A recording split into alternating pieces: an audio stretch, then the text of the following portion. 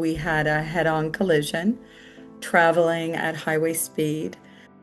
Both cars, when they collided on the driver's side and were airborne. I lifted up out of my body. I was with my creator. It was like we were one. Kia ora, hello, and welcome back. This is the Let's Talk Near Death podcast, where we talk about all things life, death, experiences in between, all these juicy topics. Today I'm chatting with our guest Lorraine Kane. She had a near fatal car accident at age 26. She has written a book called A Gift in the Wreckage, which is all about how to reintegrate her experience, the 30 years following the near death experience, and everything she's been through, how this all comes into how we do life right now in this physical world. I'm looking forward to this conversation. So, Lorraine Kane, welcome along to Let's Talk Near Death. It's great to have you here. Thank you. Thank you so much. It's such a joy to be here with you. Take us back. You were 26 when you had this experience. What I was going was. on in your life? What happened? Share your story. So I was a young mom. I had two daughters, and they were 13 months old and almost three. My mother-in-law at that time had a home in Florida. Being in Canada, our winters are very cold, so she called me up, and it was just a couple of weeks before Christmas, and asked if I would like to take the girls and go down to Florida with her. So the four of us went down. We had a beautiful time. And then we were driving home. My mother-in-law drove through the night, and then the next morning, I felt refreshed. I was ready. We had some breakfast, and we got on the highway. And I won't get into the details of it all, but we had a head-on collision traveling at highway speed. Um, Both cars, when they collided on the driver's side and were airborne. And the lady that was involved in the accident didn't survive. She had passed away in the accident. And for me, I was trapped in the car. The Everything had just crushed in on me. I was trapped. They were able to get my children and my mother-in-law from the car, and it took the better part of 2 hours for the rescue workers to get me out of the car. Um, when I was trapped, I had just heard, so the rescue worker came, and they were very, very good at trying to get me out of the wreckage. And I heard him ask the other man, "Shall I go work on the other car?" And he said, "No, she's DOA." And I remember thinking, DOA, what is DOA? And then it hit me that it was dead on arrival. And immediately I knew that I too was going to die. That here I was, 26 years old, trapped in a car. The curtain was coming down and my life was ending. So I thought, okay, where am I going to go? What's going to happen? How does one prepare to die? How do you prepare for this? So I sat there, and I had been a born again Christian when I had the accident. And I remembered hearing a sermon about when a soul dies, angels rejoice. And I started to think about that and how beautiful that was, that wow, angels are rejoicing right now. And I'm going to go home to heaven. I'm going to be with my maker. And in my absolute fear and just hopelessness of the entire situation, I had a little bit of hope in that. And almost immediately after I thought that, a voice said to me, "No, you're not. You're going to go to the ground, and maggots are going to eat your body. There is no God." I was Oh, absolutely awful. horrified. And I called out and I said, God, if you're real and if you're there, please help me. I need your help. And honestly, it was instantaneous. It was like it took me so long to find the words to share my story. I would say months and months. And when I was able to start putting words to my story, they came in Bible verses. I would get this Bible verse and I would look it up and it would say, so for example, in the book of Isaiah, it says, I saw the Lord, he was high and lifted up, and his train filled the temple. And that was the first thing I was able to read and say, yes, that's what happened. It was this beautiful bright light just filled my temple. I opened up and this light came in, this beautiful comforting light, and a hand extended and a voice said, take my hand and I will show you heaven. And I reached up, and when I did, I lifted right up out of my body and I became one with that light. And we started to go up through the sky. And I remember looking back down and I could see the accident. I could see my body sitting in the car. I could see the rescue workers fighting to save me. And it's an interesting thing in hindsight when I look back at that. Something that was very revealing for me or telling was that when I looked at my body, I didn't feel a connection. It was like I was a soul, were soul beings, and I had been freed from my body. I lifted up out of my body. I was with my creator. It was like we were one. We were just enmeshed. And then as I was looking down at the accident, the scene of the accident, the voice said, don't look back, look forward. So I looked up and we continued. And then we stopped. And I didn't have the words, but what happened next was the life review that so many people speak about. And I have to say, when I thought of a life review, when I first heard of a life review, I was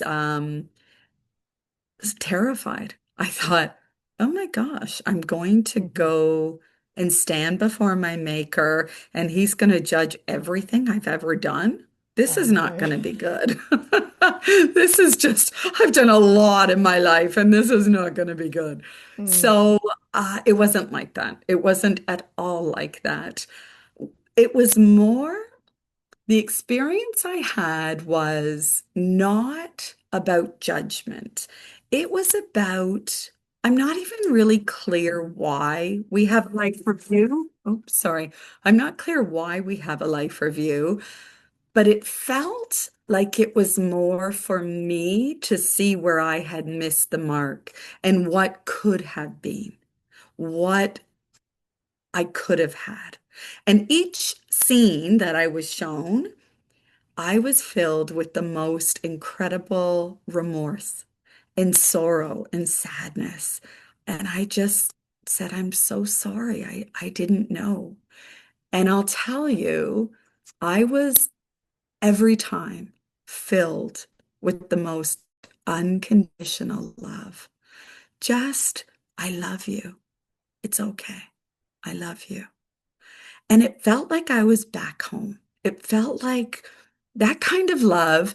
I often say that if we were to experience that love here on earth, we would absolutely combust. It's not something we can hold in these really dense bodies that we live in. mm, It was euphoric.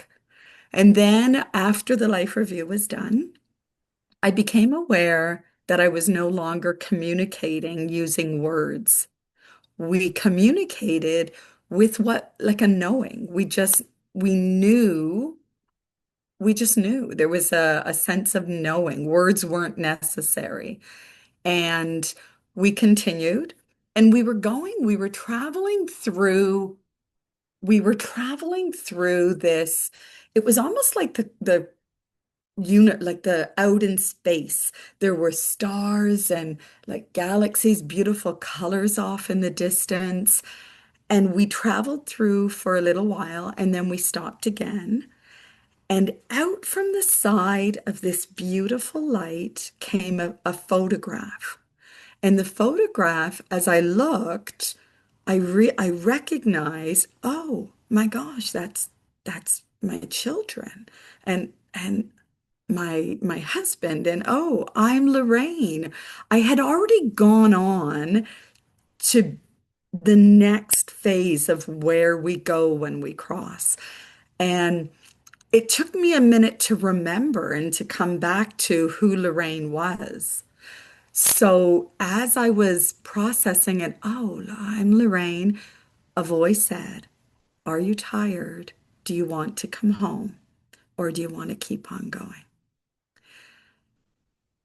And the first thing I thought of was my children without their mother. And I just thought, Mm. I'm not ready. I can't go. My kids need me. I can't go. And I said, I don't think I'm ready to go. And it was amazing that I was given the choice. I had no idea we had the choice. So for me, I had the choice. And I said, I don't think I'm ready. And again, the most amazing unconditional love. Okay. And we started to descend. It was like falling, almost like a roller coaster or falling down an elevator. And it wasn't scary, it was just very quick. And just before I came back into my body, I heard a voice, and God said, don't let go of my hand. I'm holding your hand. I've got you.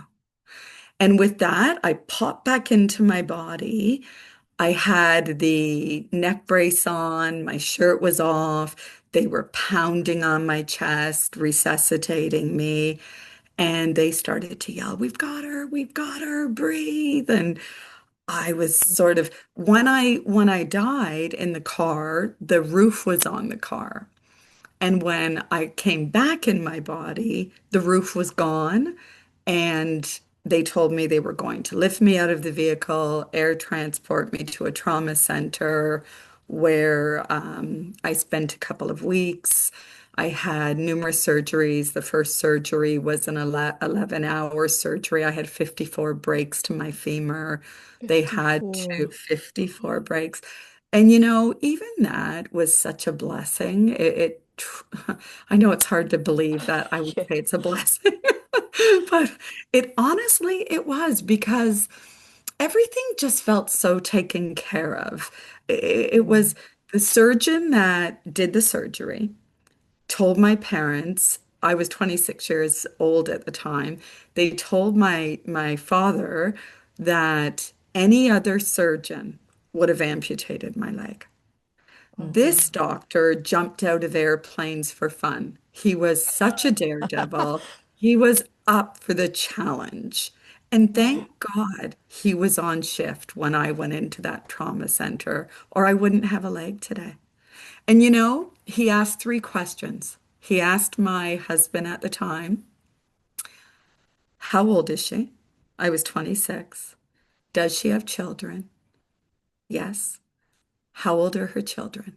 13 months old and almost 3. And he said, then she's going to need her leg. And he saved my leg. So from there, I was transported back to Canada and I spent a couple of months in the hospital.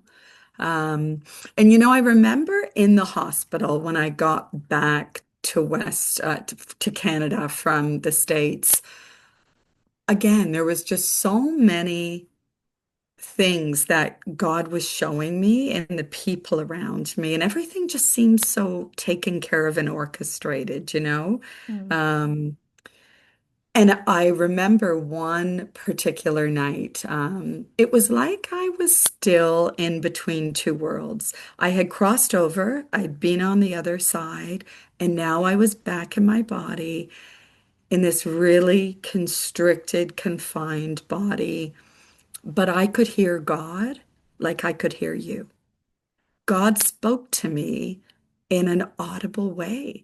And I remember the questions I would ask, the answers came immediately. So I was still in between the two worlds. And I remember one night, it was before a surgery, and I heard before I opened my eyes, I just heard the most beautiful music I'd ever heard. And when I opened my eyes, the entire hospital room was filled with angels singing over my bed. And it was amazing. And as I began to heal, as I, had more surgeries and was starting to recover a little bit, God's voice got a little bit quieter. And I stopped having all these amazing experiences in the hospital. But what I learned through my experience, and I've written a book about it actually, it's called A Gift in the Wreckage. And I wrote that as I focused on God and as I focused on the bigger picture and not on why did this happen to me? How could this have happened to me? I was filled with a lot of that at the beginning. But as I let go of that and I replaced that with, I trust you, God. I know I'm going to get through this. I don't understand it, but you do. And I'm just going to trust you. And as I trusted God, an amazing thing happened. I started to discover gifts in my wreckage. I started to, it's like I almost saw the big picture of it all. So today, fast forward 31 years, Mm. I have made a full recovery. I've Yeah. had 60 surgeries, 60. 60, 6-0. Oh my My goodness. last surgery was 3 years ago. So the right side of my face has been completely reconstructed with plastic surgery. Wow. Oh, they've My done a face nice went off job. the steering wheel. So I lost my front teeth, all of the bone, my eye sunk in the socket, my brow and cheekbones severed. My face was a mess. After I was in the hospital, when I got back to Canada, people would come to visit and faint. They would come into my room, Mm. they would look at me, and it didn't just happen once. There were several people that came, and when they Oh. saw me, they fainted. It was catastrophic. So I'm put back together. But more than that, a lot of people spend a whole lifetime asking, is God even real? Is Mm. there a God? What is it? What is God? Where is God? I don't ask those questions because I know. I know that there's a God. I know that God is not a judgmental, harsh monster in the sky waiting to get mad at you, wagging his finger at you. God is love, and it's unconditional, beautiful love. There's nothing we can do to deserve that kind of love. It just is. That's just the Mm. way it is. That's how it's designed. And I can find comfort in that. So I don't doubt. I know there's a God. And today I have created a life where God is very present and I am very connected to my creator. I'm a Reiki master. I know a lot of people are like, oh, Reiki, that's from the devil. And, we're all on our own journeys, and I'm not going to judge people that feel that way. I'm on a path where I have experienced beautiful, amazing things through the love and energy that God provides us. Mm, So I'm a firm believer in I'm a firm believer in energy healing. I'm a firm believer in relationship with God. mhm, And I think that God is only a prayer away. And if you're going through a wreckage of any kind, it doesn't matter. It doesn't have to be this horrific car accident that ends up in a near-death experience. Whatever your wreckage is, I would encourage you just to call out and ask for help. And what you will experience is absolutely amazing. That's my message. So my message basically is that we don't die. There's no fear in dying. When it's our time or when we're crossing, we simply close our eyes. And when we open our eyes, we're with our Creator. So there's no fear around dying. mm, And the other message would be that God is real, God is there, and God is only a prayer away. mm.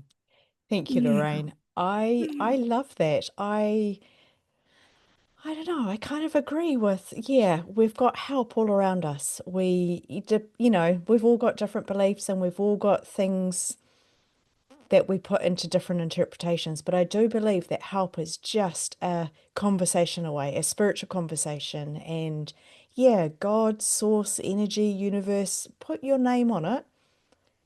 We are It doesn't surrounded matter. by goodness. Yeah, we're surrounded by goodness. We're surrounded by help. And I believe we have our team, a team just for us, supporting us.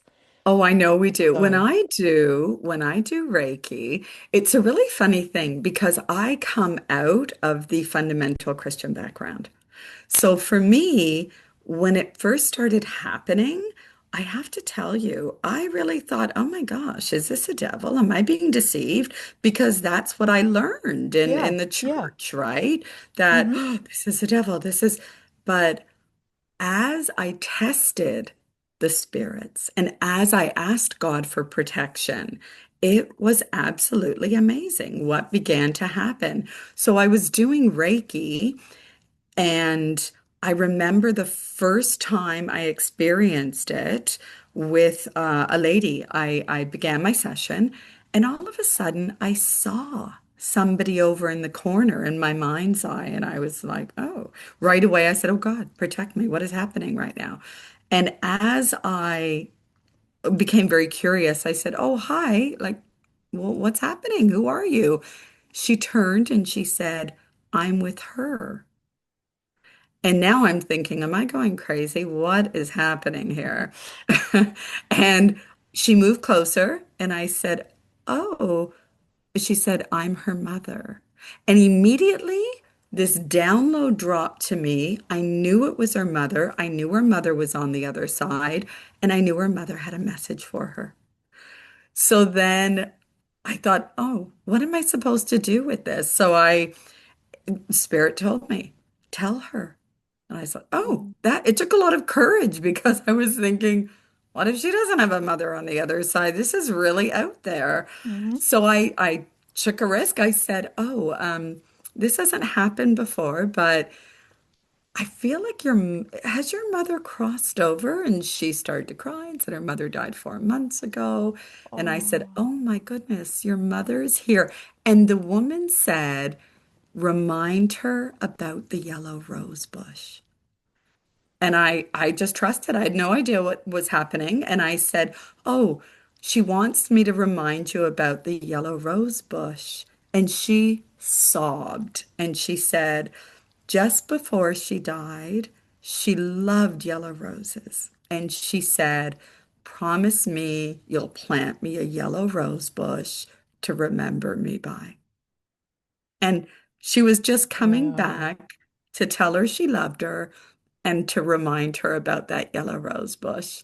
And since then, it happens all the time. So there's a lot of really incredible experiences, and it builds my faith as well. It builds, you Yeah. know, I even though I've crossed over, even though I know there's a God, I didn't know that God has provided us with this amazing team here on earth. We have angels, we have guides, we have a whole team that are here to help us navigate through this very dense life we're living here in the 3D world. So I think that that also is a gift that I've come to know. Mm, mm. Yeah. Yeah, it's really special, isn't it? Oh, I It's love it. amazing. The yellow rose bush really resonates because actually I was looking at something the other day and they were talking about get your death sign ready with your loved ones before you die. And of course, that gets my curiosity. And it was, what is your death sign? And it was exactly that of when you die, what is the thing that someone can say that makes you absolutely believe it's coming from you? So maybe that's a family joke or something like you're talking about the rose bush, Yeah. a memory. It could be anything. And I thought, what a fascinating concept of get your death sign ready. But I'm absolutely going to do it. I'm going to clarify with people. So if you want to know if it's really me, then I'm going to tell you about the egg, the fried egg. We've got a family joke about eggs. Um, that I've got to change that obviously now that I've shared that very publicly. But it could be anything. The pink canoe, the time that we fell in the pond. It could be anything. But yeah, the yellow rose bush, Yeah. getting the death signs together. And I hear these stories so often now, Lorraine. I love them. And it just takes away some of the doubt. It just firms up, yep, that's definitely my loved one, or that definitely means something to me. It's a substantial thing behind those words. So And you're you very can't make brave it to have up. spoken about it. You can't make it up You because it can't could make be this anything. stuff up, Even I use Oracle cards and I'll pull the Oracle cards and I'll get a message and I tell my friends and they're like, "Oh my gosh." And they tell me this story or I'll tell my clients, they tell me this story and I'm amazed. I just Mm, think, wow, you never cease to amaze me, God, with I the know. absolute love, the love that we can experience. But you know what happens, what I believe happens is so I think life, this earth here, is like a video game. I really feel we have it wrong. So we feel like we're human beings, and every now and again we get to connect with God if we go to church or if we do this or if we do that. But in actuality, we are spiritual beings here on earth having a human experience. Mm, And I believe we're here to do that, to learn, to heal from our this life and past lives. I'm a huge believer in reincarnation. I think we continue to come around mm, to experience, and I think that it's really important for us to create the space to get quiet, to listen to God's voice. If we do that, I can promise you that God will answer you. But we get so busy and we get so fearful. Fear is mm, such a huge thing. It's like we worry.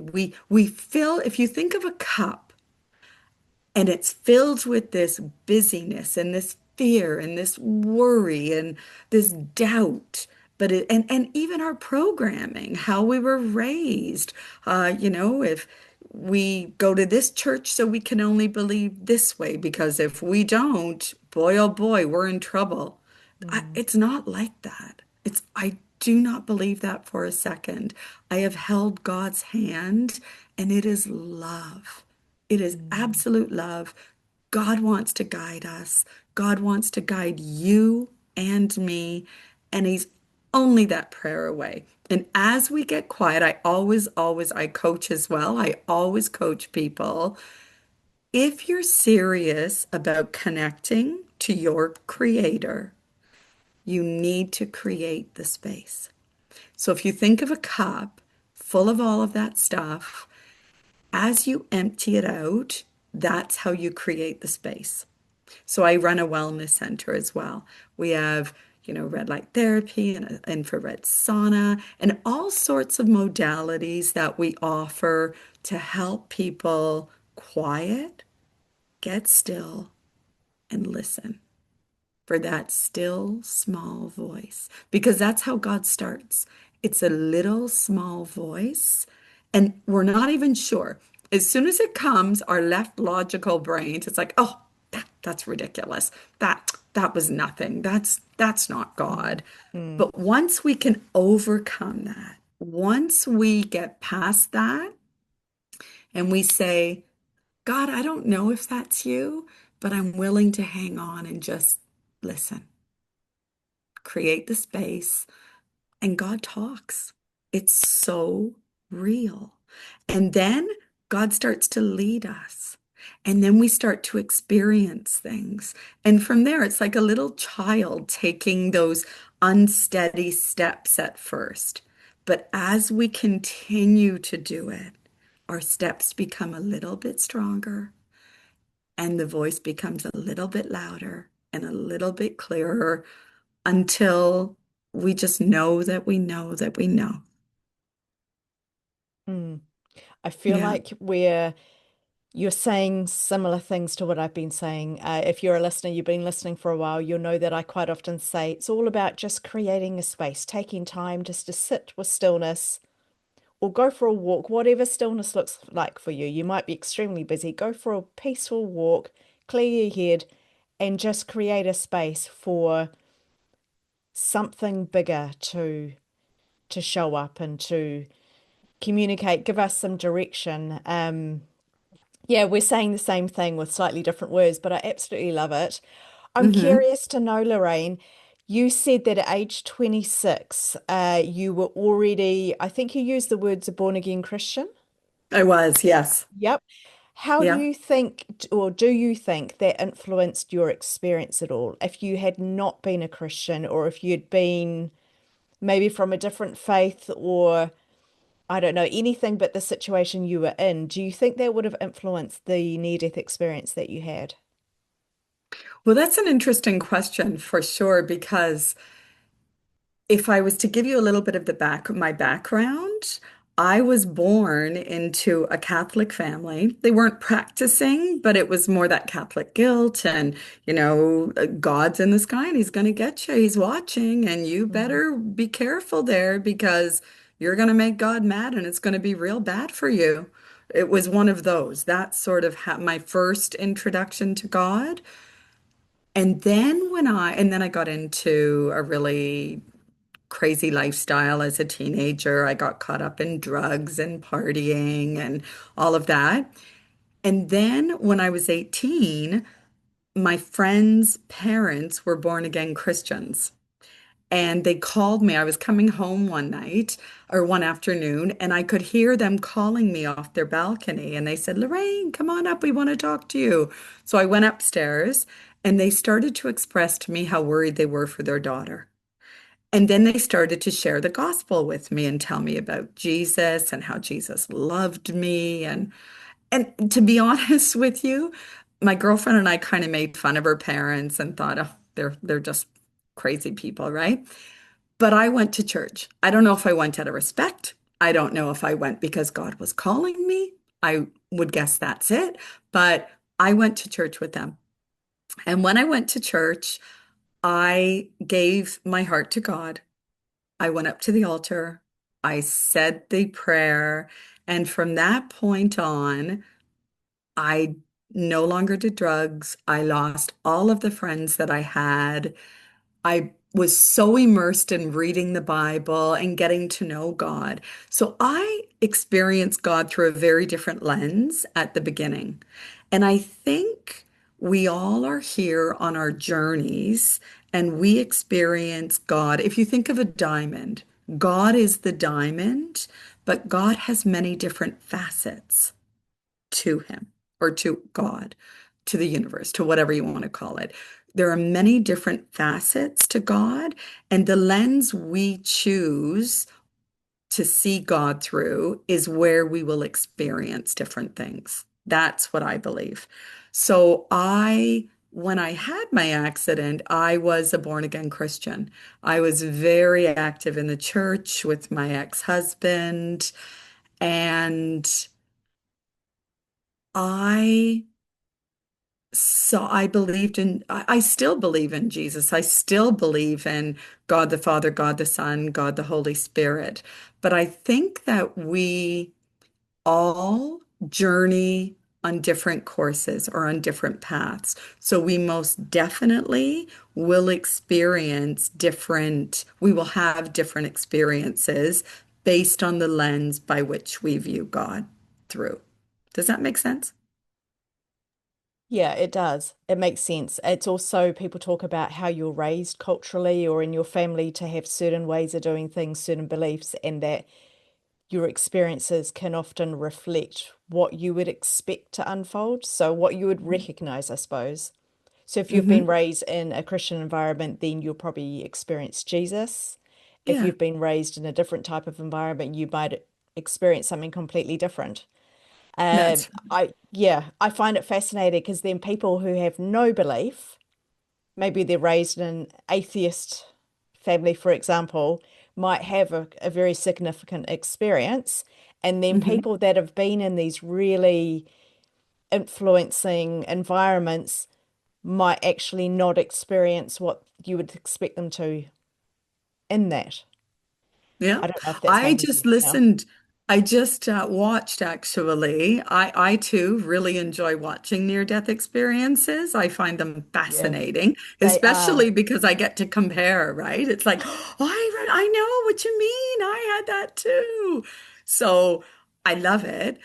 But I listened to one recently and it was so fascinating to me because the woman had had an extremely difficult life. She had no belief at all. Her parents died of drug overdose. She was exposed to a lot of really dark, horrible things in her very young life.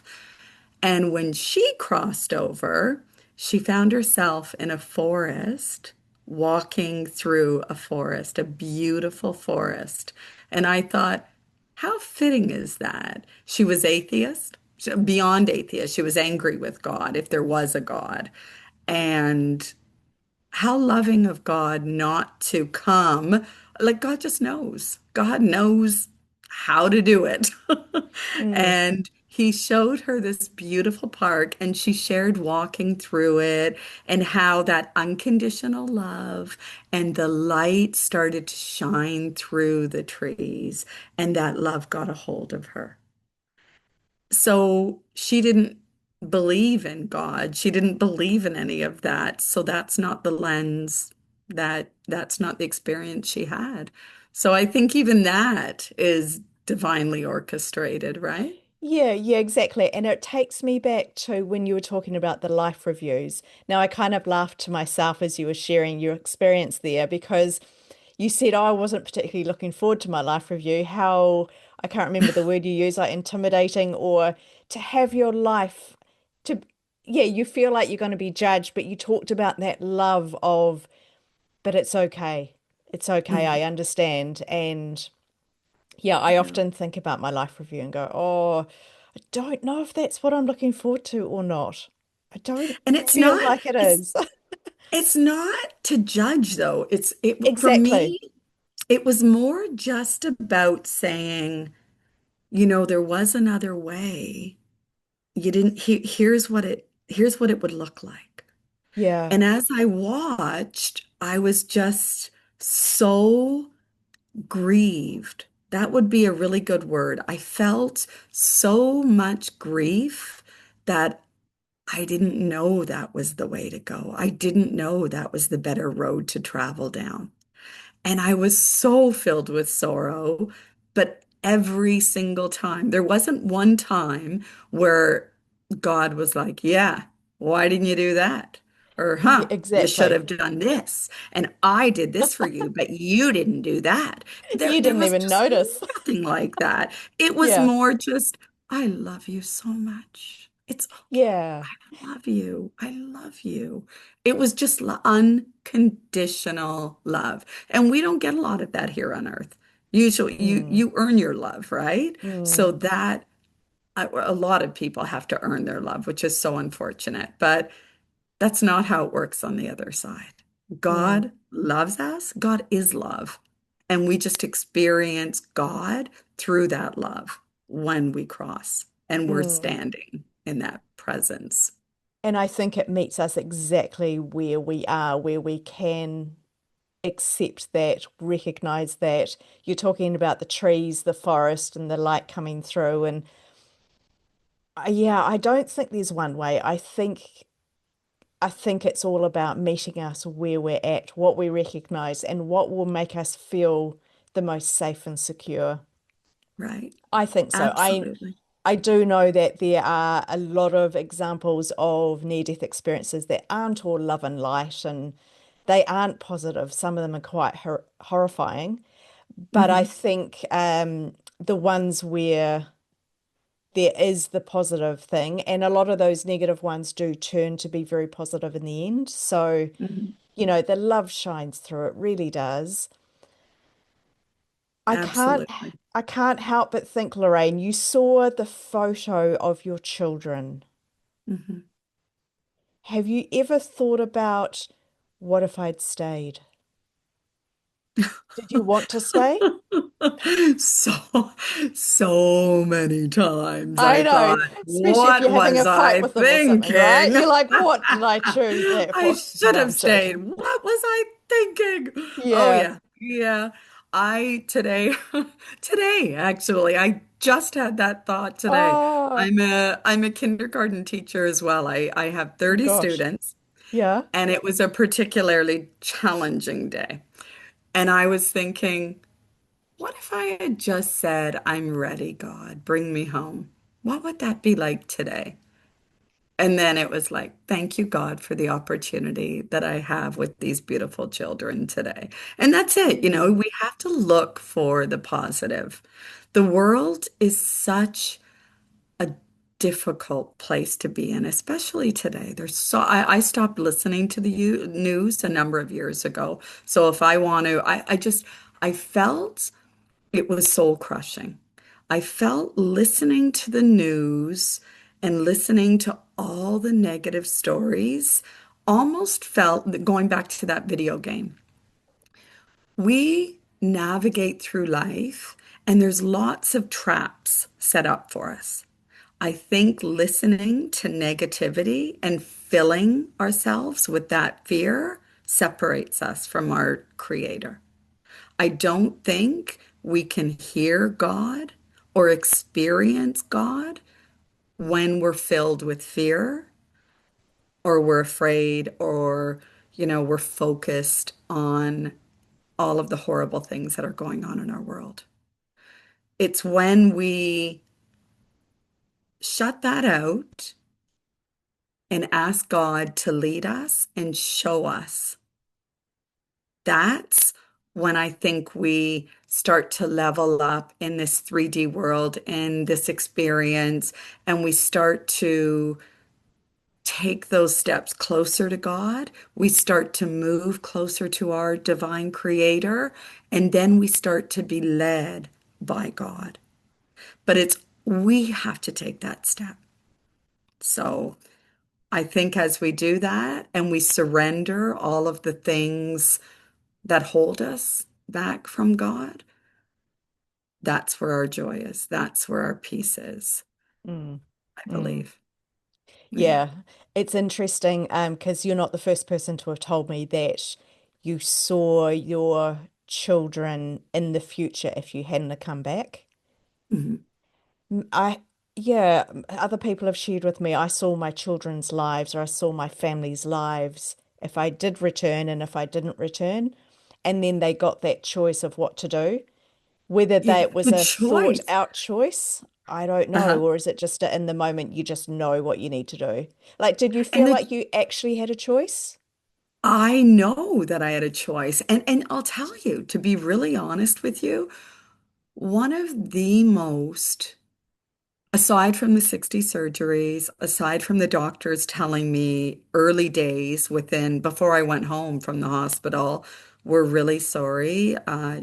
You're probably never going to walk again. So here Wow. I am, a young 26-year-old with two toddlers, Mm, and being told I'm never going to walk again. And it was it was really hard having all those surgeries.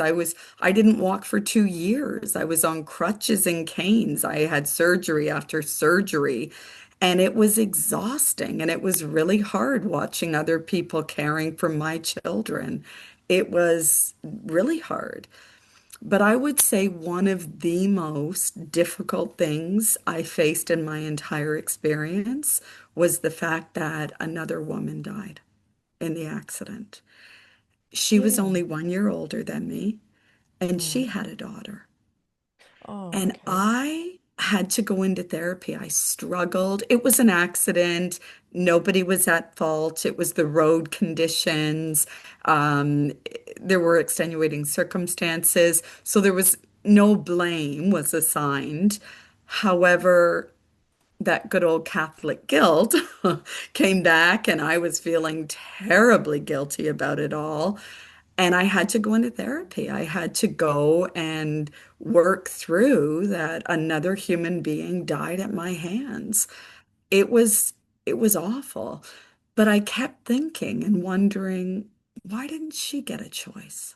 Did she get a choice Maybe to she come did. back? And other people have said they were told you're going back. Mm. So in my situation, it was like an old picture frame that came up, and I didn't recognize at first. I was like, what is that? And I was looking and looking, and then all of a sudden a recognition came. It was like, oh my gosh, that's my children, and I'm Lorraine, and the accident. And as I was processing everything, then the voice came. Are you tired? Do you want to come home, or do you want to go back and continue? Mm. And then, so there, I was definitely given the choice. And all I really thought about at that time was, there's no way. There's just no way my kids can just have their dad. It just can't happen. It's not going to work for my children. So I was like, no, I need I need to be there for my children. So I came back.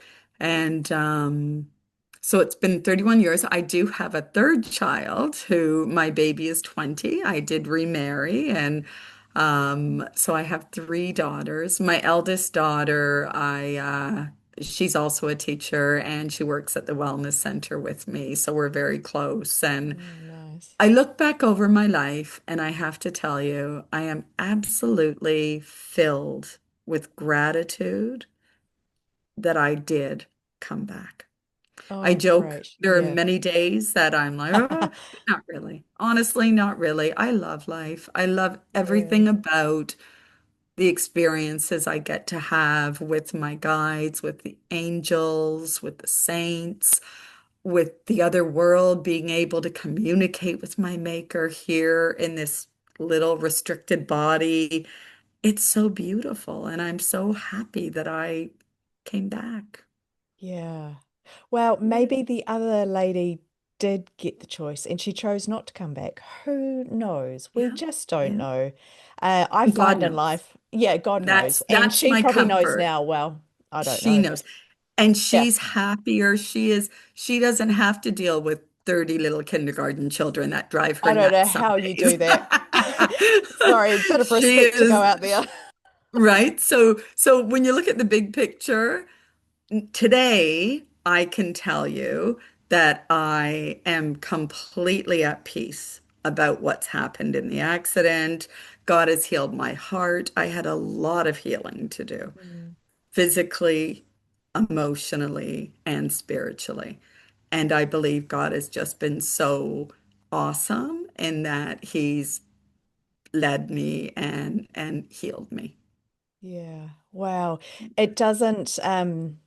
like it's not lost on me how much of a big decision, like that was the biggest life decision, literally the biggest life decision you'll probably ever make. Oh, yeah. And I'm aware there's not really a concept about time, but I'm thinking like if you're going to buy a house, for example, you'll go look at the house, you'll probably go back another time, you'll probably go and sit and have a coffee and talk about it. You'll see a lot, you'll spend ages making a decision. It's just a house. Whereas you had your whole life, your kid's life, your partner's life, Hmm. everything in the mix. And I'm aware that the time it takes for that decision is almost like, are you in or you out? Make a decision, it's done. So, yeah, I don't know. Sometimes I get quite overwhelmed by decisions. Hmm. And what I come back to, and I found myself saying this quite a lot this week, actually, I had a big decision at the moment, is just, I don't want to make this decision. So, can you guys, and I'm talking about my spiritual team that I strongly believe Yeah. in, Yeah. can you guys just actually make what is the decision for the greatest good that can come out of it? Can that one just be the one that unfolds? Like somehow block off the less perfect decision because it can be hard to make decisions. And And then trust it. yes, Then maybe, don't you've given it over. yeah, You've said and then let it go. let it go. Yeah, Let it go and just trust that you took that leap of faith by allowing your creator and your team to help. And they love that. They absolutely want to be with us. They want to guide us. They're be involved. screaming at Yeah, us, come on, we've got the yeah. answers. Just come and ask us. But they're not going to interfere unless you invite them. That's my Yeah, experience. I think so. And part of me was thinking, oh, this is a bit of a cop out because I can't even make my decision. I just outsource that to the spiritual team. It's like, oh, you deal with that. I can't make this decision. And then actually part of it came back and I was like, oh, but I don't really like that. That's your faith in action. That's Yeah, faith in but I'd action. said I will follow whichever doorway stays open. Yeah. So yeah, I mean it's interesting. I think there is a lot. Yeah, faith is a really, really big thing. I like that we're talking about it in this conversation. Whatever Hmm. faith looks to, whoever's listening, it's all very individual as well. Um, Absolutely. yeah, it's just amazing. Lorraine Kane, thank you so much for everything you've shared. I'm so glad you're well. I have to say, they did an amazing job on the surgeries to fix your face. Oh, You're beautiful. You could not tell thank that you've you. had all of that work done. Thank you so much for Hmm. sharing everything. I love that we've talked about faith today. I Hmm. love that you've shared your beliefs and what you think we can do to try and open up that door a little bit more. We're on the same page there. We both think that we've got spiritual help, we've got a spiritual team. Thank you so much. Everything you say as well resonates with me, and I'm just really honored that I get to come and share this beautiful story and this beautiful experience in the hopes that it's going to touch even one person who finds themselves in a really hard, tough situation. You're in a wreckage of your own life, whatever that looks like. It could be a divorce, it could be a disease, it could be a car accident. Whatever your wreckage is, I would really encourage you just stop, ask for the help from your creator, and allow it to come. That's my message. Beautiful. So don't forget, we've got Lorraine's book, A Gift in the Wreckage. I will put the link to that in the show notes. You'll see that on the side there. Go check that out. We all have our hard times in our life. We have difficult things, but getting a little bit of help to get out of those things or get through them, it's just a conversation away. So, Lorraine, thank you so much. And listeners, thank you so much for tuning in.